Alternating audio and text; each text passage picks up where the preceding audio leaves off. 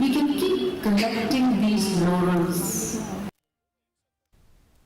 La penlong ya ka workshop Halor ki Phang Child Marriage Prohibition Act arajan riu, ill effect of teenage pregnancy for adolescent boys and girls, Juvenile Justice Amendment Act arajar arpuway, but ka ill effect of school dropout da ka sen kan Thai Welfare Society meet mentudu. Haki RSNI ka balakut no hinin kasngi ha RC Evening Secondary School meet mentudu. But yakani ka workshop la ajing kershan da ka District Social Welfare Officer West Jantia Hills. Hakni ka jingalang lawan bani shimenta da ka District Mission Coordinator SSA West Jantia Hills ikong M lakyang kum ikong san. Katbaya ka jingalang la penyat da i President ka SKWS meet mentudu ikong bayahun lang pawa.